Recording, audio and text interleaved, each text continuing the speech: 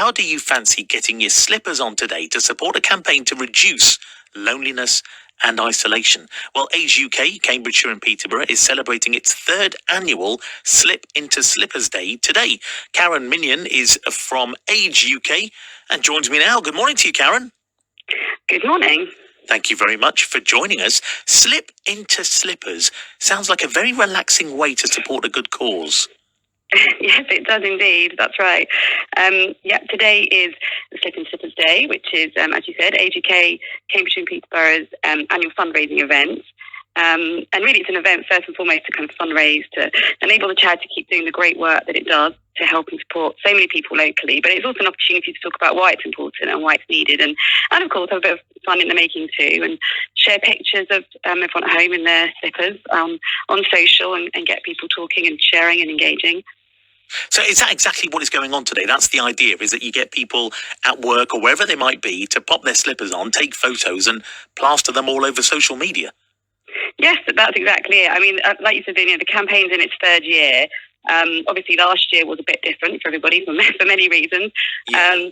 And so this time round, we've got people back in the workplace and in schools. So we're kind of encouraging people to, be in their place of work or education and don their slippers, take some pictures, share on social. We're at Age UK CAP on social and all on Facebook and Twitter and all the usual channels, and hopefully to kind of fundraise too, just for as little as £3, makes a big difference to the work that we do. Because actually, not many people realise that we are an independent charity. Obviously, we share the branding with Age UK nationally, but actually, all the fundraising we do is what was needed to support local services here in Cambridgeshire and Peterborough. So it's really vital that this sort of fundraising, continues year on year. And you mentioned it's the third year. So that's right. What was the first one like? Were you part of the first one when it was launched? I wasn't myself. I've only moved to Cambridge a couple of years ago. But I think that first year it was, it worked really well. I know other kind of local Age UKs across the country operate a similar kind of event. And I think at that time we had schools getting involved and kids coming in slippers and things like that. But obviously it's a bit more complex this year even. Obviously last year even more so. So this time around we're kind of relying more on social media to kind of get people talking and sort of to share their images and to get people to sort of fundraise and get involved really. And how's it been going today? Have you seen lots of images being tagged with Age UK CAP in this campaign? We have indeed. Yeah, so lots of pictures shared so far, some fun, quirky pictures, and people getting pets involved and all sorts of things. Oh, brilliant! And I believe some local businesses too. But are the pets wearing the slippers? I'm not sure about that. We might end up having different charities on the phone for that one, but probably just snuggling up next to them. I think the fluffier the slippers, the better. Karen, has isolation and loneliness among our local older population improved at all as we've eased out of the pandemic or easing out, or is this an ongoing issue regardless of the pandemic? Yeah, I mean, I think it's an ongoing issue. I mean, ultimately, Age UK, Cambridge and Peterborough, we're here to sort of promote the well-being of older people and to make later life a sort of fulfilling, enjoyable experience. And I think this has been heightened even more during the pandemic, when a lot of the services that Age UK provide, like the day centres and the friendship groups and things, which are very much about social interactions, getting people out of their homes, mixing with people. Obviously, some of those things had to be paused over the last sort of 18 months.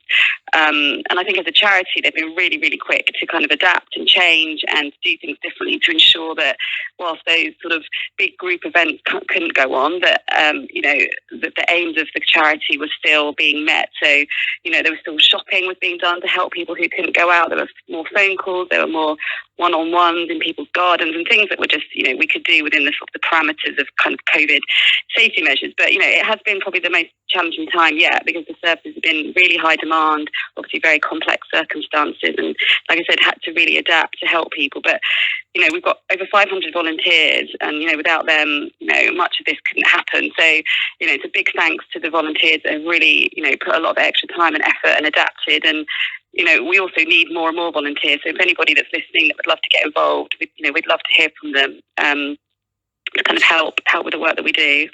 So just on that, what's the best way for a potential volunteer to get in touch with Age UK CAP? Yeah, I mean, I think if you come to our website, which is just aguk.org.uk/Cambridgeshire and Peterborough, you can find out on there how to get involved, or you can contact us through our social media, which is at Age UK CAP. And there's lots of different roles for, different skills or different times. There's lots of things to get involved with. And I think, the day centres have started to reopen, and the friendship centres, we have handy person services, all sorts of things that people can do. Just being on the end of a phone line sometimes with people, it's really helpful.